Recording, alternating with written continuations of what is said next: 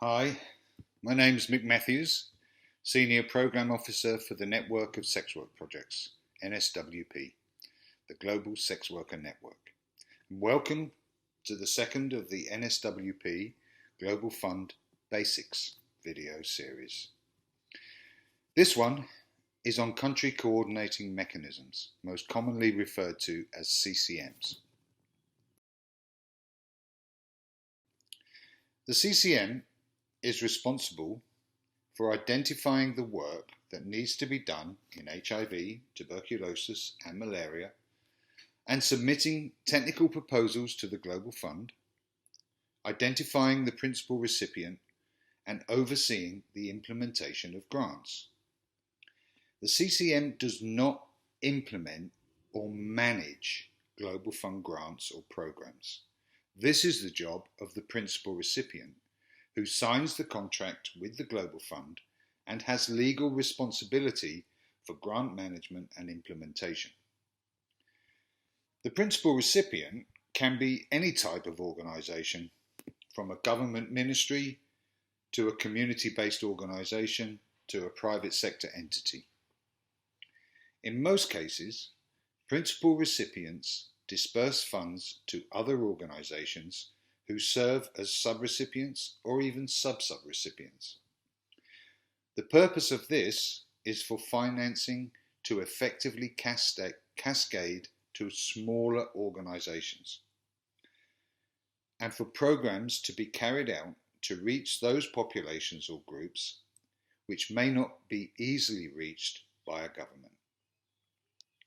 The CCM is intended to operate as a partnership between governments, civil society, the private sector, and affected communities. Any stakeholder who is involved in the response to the three diseases of HIV, tuberculosis, and malaria may be a CCM member. And it is the country who decides who sits on the CCM, not the Global Fund. So in reality, CCMs are often dominated by governments, and communities and key populations, such as sex workers, can struggle to have any real influence. And there are no easy answers to this, and we will look at the issue of power dynamics later in this video. Slide 2. So the CCM is responsible for coordinating funding requests, ensuring inclusion of all stakeholders, addressing gaps in services and commodities, selecting principal recipients, and supporting and overseeing the principal recipients. Of course, not all these activities happen as they should. Not all stakeholders are equally included. Service gaps may be identified without input from communities. Selection of the principal recipient may not be as transparent as it should be. But it is worth remembering when we criticise the CCM, and the criticism is often justified, that there are no other structure that exists where a sex worker might be in a position to influence where and how millions of dollars are invested and programs for key populations are supported. The CCM model needs to improve, but not to be done away with. Slide 3. All CCMs must meet 6 minimum requirements for a funding request to be accepted by the Global Fund. These 6 minimum requirements are: 1.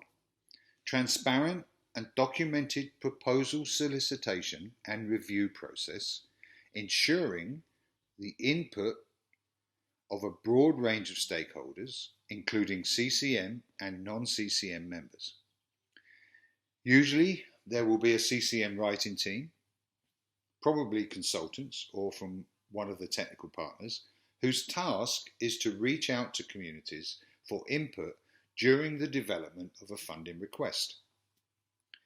Does this system work?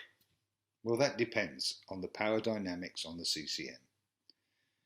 The different vested interests, NGO politics, like which organisations' inputs are considered, and these are different in each country. Overall, the system works, although undoubtedly in each country there are elements that could be improved. Number 2, facilitate an open, transparent, and documented process for nominating and selecting principal recipients, or PRs as they're commonly referred to. This is also an area that does not always go to plan. If you have concerns about the process or the nominated PR, you need to document your concerns. Show evidence to support those concerns. And bring it to the attention of the CCM through your community representative and other CCM allies, and use the Global Fund policies and guidelines to strengthen your case.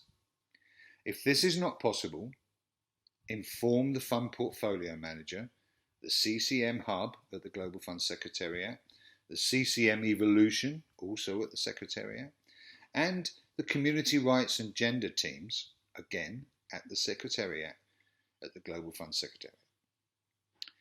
These two requirements are assessed by the Global Fund Secretariat at the time a CCM submits a funding request. The rest, requirements 3 through to 6, are regularly assessed throughout the lifetime of the grant by the CCM.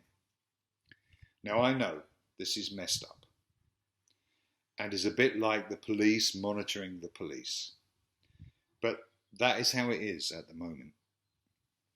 So number 3, oversee program implementation and implement an oversight plan. The oversight plan must describe how the CCM will engage program stakeholders in oversight, including CCM members and non-members, in particular non-government constituencies, that's sex workers, and people living with and or affected by the diseases. Number 4 is document the representation of affected communities. This is also a bit tricky. Many CCMs fully comply with this requirement, but there are those that do not. The problems lie with the power dynamics and prejudice against criminalised populations, but also in the wording of the CCM policy, which states in point 2, people from and representing key populations. Now that is open to interpretation. For example, a non-sex worker representing an organisation who provides services to sex workers could be on the CCM representing sex workers. And although they are not a sex worker, would still meet the requirement. As with most CCM issues, there are no easy solutions or quick fixes. Try and work with your allies on the CCM, and develop a dialogue with the CCM Evolution team to address the issues of representation. Number 5, ensure representation of non-government members through transparent and documented processes. All non-governmental and key population members must be selected by their own communities, by their own constituencies. This means if there is a designated sex worker seat, that person must be nominated and selected through a documented process by sex workers. The CCM cannot simply appoint someone. And finally, number 6, adopt and enforce a code of conduct and conflict of interest policy. And it is some of the CCM policies we're going to look at now.